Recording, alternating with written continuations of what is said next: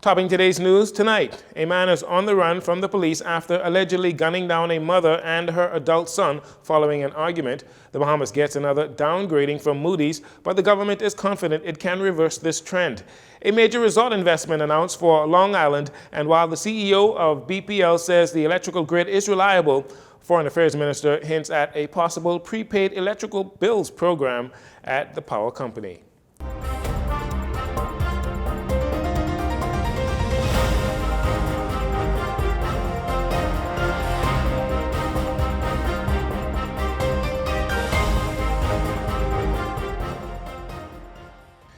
Good evening, Bahamas. I'm Jareno Saunders. This is your JCN Evening News. It's a pleasure to have you join us. A double homicide here in the capital pushes the country's murder count up another 2 notches as a mother and son were shot to death on the porch of their home on Sutton Street off Camp Road North. Police are now searching for the alleged suspect, Kevon Brown, 33 years old. JCN's sources say Brown is out on bail, having been charged with another killing. His last known address is unknown. However, he is described as being dark brown in complexion. Police Press Liaison Chief Superintendent Chrisling Searpings gives details on this horrific incident. It was shortly before 10 o'clock this morning when police were notified of a double shooting at Sutton Street off Camp Road.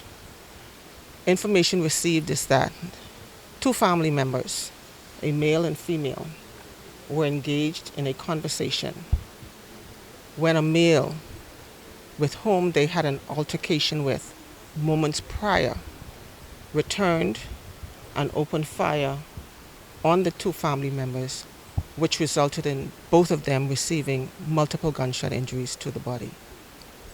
The male was pronounced dead at the scene. The female was taken to hospital via private vehicle, where she succumbed to her injuries. Police have not officially released the identities of the victims. However, a family member on the scene told Love 97 News that the victims are Bernadette Tynes and Bertram Mackey. Again, police are on the hunt for Kevon Brown, 33 years old. We want to ask members of the public to give us their assistance in locating this suspect as soon as possible. We want to question him in connection to this incident here on Sutton Street. He was being monitored via the electric monitoring device, and moments ago we've received information that he has subsequently cut the monitoring device off. And so we need to get this suspect in custody ASAP. Again, Chief Superintendent Skippings makes this appeal to the general public. Again, I send a message to members of the public. Conflicts are inevitable. Conflicts will always happen. There are ways that you can resolve conflicts instead of escalating the conflict. And so again, parents, we understand the suspect is in his mid-20s. We're asking parents, we're asking family members, if their loved ones who you know have an anger problem, they don't know how to solve conflicts, we're asking you, have them reach out to our agency, or they can reach out to the Community Counseling and Assessment Center. They can reach out to the Crisis Center. There are numerous agencies that they can reach out to so that they can get the help needed to be able to resolve these conflicts. Now, following the senseless shooting incident that left a mother and her son dead, JCN News got a chance to speak with one of the relatives of the 2 victims. McDonald Cartwright, nephew of Bernadette Tynes, said she was like a mother to him. I got alarming news when I was actually working over by Pleasant, doing some construction work, and I thought it was a joke, until my cousin called and I realized it was real, but Bernadette Tynes, affectionately known as Laba, throughout Camp Road, she wasn't just an aunt to me, she was a mother to me, because I lost my mother and my father, so she was there, She was like the catalyst, she was younger, but she was like so much years older and mature, She was the catalyst and the glue that kept the family together, you see? It might be no good, neat way of doing it, but the job can get done, But I just pray for my family in this time that be comforted, because it's a serious time. Cartwright is calling today's killing of his loved ones petty. When guys randomly shooting people's families to get back at the persons who we're going to get back at. It's a ripple effect for everything, you know. And it's sad, but that's just the way it is now. Standards and principles these punks don't have nowadays. Gangsters in the 80s and 90s, gangsters, man, fellas, they have a problem with you, that with you. Your brother, hey bro, it's cool. But now, you can't catch him, catch you. It's petty, but that's what they do. And so when it comes back, it's back and forward, you know, so sad. The deceased Bernadette Tynes was a mother of 4 sons. She now leaves behind 3 sons. Meanwhile, her son, now deceased, Bertram, was a father and leave twin boys and a wife to mourn his death. The Ministry of Finance responding to a downgrade of the country's credit rating by Moody's Investor Services. In a statement Thursday, finance officials say Moody's has downgraded the government's long-term issuer and senior unsecured ratings to B1 from Ba3, but changed the outlook for negative or from negative to stable. This all while Moody's acknowledges that the ongoing economic recovery, driven by a rebound in tourism and the improved fiscal performance in the past fiscal year, will lead to reduced borrowing needs and greater fiscal consolidating going forward. The Ministry of Finance, in its statement, says Moody's concerns is that elevated external borrowing costs, if experienced over an extended period of time, could lead to more limited financing options, thereby increasing the government's liquidity risk. To mitigate this, the Davis administration has laid out a strategy in its annual borrowing plan to mitigate against the impact of the elevated external costs seen now. The plan is identified or has identified the local market and multilaterals as major sources of financing during this period. This, in combination with lower gross financing needs, has eliminated the need to go to the bond market in the near to medium term. Moody's has acknowledged that the government is well positioned to meet its obligations in the near to medium term, but points to what they consider to be a more challenging period beginning in 2027. However, officials say they believe as they execute the strategy outlined in our fiscal strategy report and borrowing plan, they expect upward pressure on our ratings. As we continue to break out of the stranglehold of the COVID-19 pandemic, the government continues to deliver on its promise to attract more foreign direct investment to the Bahamas.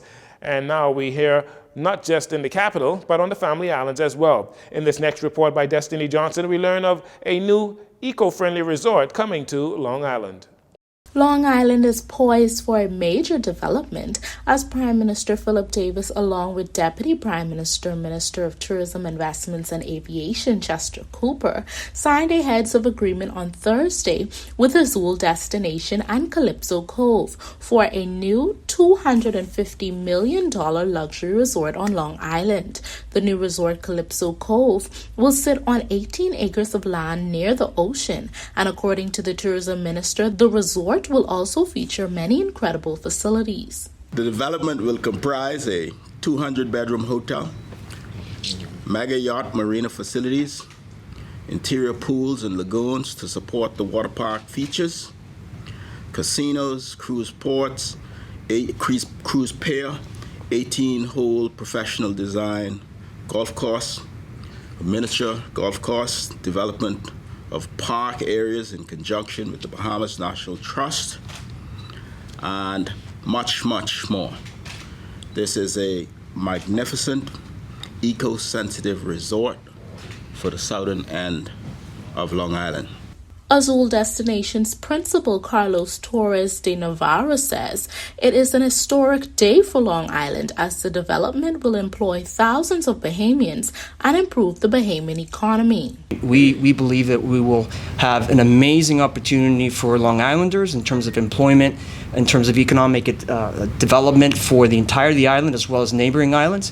And more importantly, the Bahamas product will be something that will be, I think, accentuated. And I think that from our perspective, our focus will be to sell and to promote a Bahamian product. And this is a port that will have many aspects of the Bahamian culture, artwork, food, music. So when you get off a cruise ship or you land on a plane and you're coming to this area, you'll know that you're in the Bahamas. We want to make sure that that is something that's at the top of our minds. So we're really looking forward to it. Developers say that a number of Bahamian firms have already begun the groundwork for the construction of the resort that is set to begin in late 2023, early 2024. Deputy Prime Minister Cooper says this investment will be a catalyst for growth on the island, adding that the government is now looking to expand the Long Island International Airport, as plans are already underway to begin as soon as possible. Of course, this is going to be a key requirement for the type of development that we see here. There's already a preliminary design. We expect there to be a PPP on the development of the airport. Later this year or early next year, we will have the request for proposals in relation to the airport. Suffice to say, we have many investors who are interested in participating in this process. This is essential for the ongoing development of Long Island. The government is committed to ensuring that it happens in the shortest possible time frame. The signing comes after 6 months of negotiations on the project. For JCN News, I'm Destiny Johnson. Thanks for that report, Destiny. The Minister of Foreign Affairs and Public Service, Fred Mitchell, while in Lima, Peru for the 52nd meeting of the Organization of American States, took time to chime in on the debate over the rising cost of electricity here at home. In his weekly commentary, Mr. Mitchell chided the official opposition for their assertion that BPL's fuel hedge scheme was discontinued, when in fact the fuel that was paid for in the hedge scheme could not be used because the generator that used that specific type of fuel was inoperable. Mr. Mitchell went on to challenge BPL to deliver better service and spoke of the introduction of a prepaid program where BPL customers can pay for electricity before using it and avoid racking up large bills. We expect in time fuel prices to decrease, but don't bet on it. We have to switch to solar, and we promised as a party to facilitate that. We are going to switch to pay-as-you-go power, so just as you top up your phone, you can prepay or top up your electricity payment. I hope in return for the patience of the public, BPL gets its act together and stops these annoying power cuts all the time, gets to cutting the trees that are interfering with the wires, and for which I get calls every day in Fox Hill. Like so many of our problems, they are complex and expensive to solve. But like former Chief Justice Telford Georges used to say, one day at a time, sweet Jesus. The Minister of Foreign Affairs is expected to return home from the OAS meeting sometime this weekend. And finally, in this segment, Bahamas Power and Light Chief Executive Officer Siobhan Cambridge responding to questions of reliability of electricity generation in the country in light of BPL's hike in fuel charges. At the weekly press briefing at the office of the Prime Minister on Thursday, Mr. Cambridge says the reliability of the grid is pretty high, acknowledging the concerns Bahamians may have, particularly with the recent power outages. He explains the reasons for such outages. We're a flat island. We're prone to lightning strikes. And as luck would have it, when lightning is trying to find its easiest path to ground, the thing that's sticking up out there is our 100-foot pole. And so it's the thing that attracts the lightning. Now, we have protective mechanisms in place that protect against that, such as lightning rods and ground lightning arresters and what have you. And we have grounds on our infrastructure that is supposed to reroute the lightning to the ground. We continue to have the nuisance of people stealing the grounds off of our poles, which increases the risk of lightning strikes and the severity of those strikes. Mr. Cambridge further explains that maintenance requires isolation on parts of the system that are being worked on. He says, considering BPL operates every day throughout the year, conducting maintenance work on a daily basis, some locations on the island will experience some form of power outage. The BPL CEO credits the company's public relations team in their efforts to notify the public on where, when, and how long maintenance work will be conducted. Every outage is a reliability or an availability issue.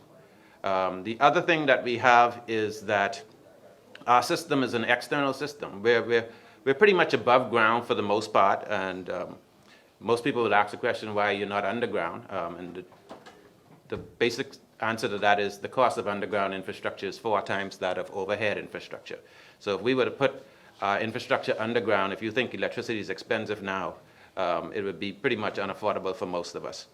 And I say all that to say, because with our overhead infrastructure, it's susceptible a lot to third-party interference.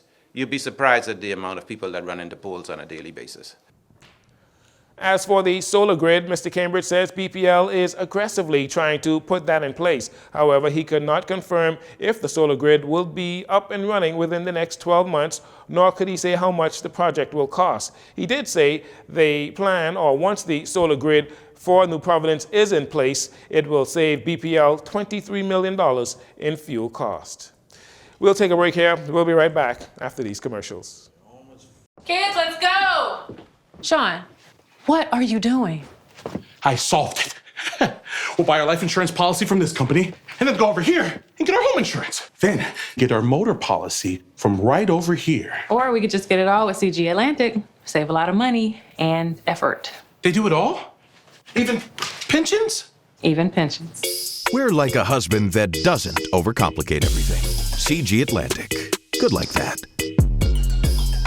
Marlin Marine and Generac have the standby generator that fits your needs. Conserve power by using only 1 or 2 circuits during an outage with our 7.5 kilowatt. Or manage your power usage with our 10 to 16 kilowatt standby. But why only power part of the house? Get whole house protection with our 20 kilowatt Generac standby and never lose power again. Give us a call at 393-7873 and get the right unit for you. Marlin Marine, giving you power on land and sea. Problem gambling and addiction has many faces. You never really know you have a problem until it has overtaken you. You just keep on making excuses. You could be down to your last dollar and listen to that voice that tells you you might just hit one big number or even a lucky spin. Before you know it, you begin chasing your losses and borrowing money from your friends, family, and even strangers. The next thing you know, you are using the money for your rent or electricity bill. Then when you become so desperate, it's the children's school fees, lunch that is being used to feed the addiction. It just doesn't stop. No matter how much you lose or how many people you hurt, you're the last person to admit that you have an illness. You are in constant denial, lying to yourself and playing the blame game. They don't understand. They don't get it. Everyone is always judging me. You stress me out and cause me to gamble. You become your own worst enemy without even realizing it. It wasn't until I lost the trust of everyone that was there for me and was completely alone that I can see that something had to change. I really needed help. I just couldn't do it on my own. If you or anyone else you know needs help, please call the numbers on your screen. Remember, hope and help is available. Call today.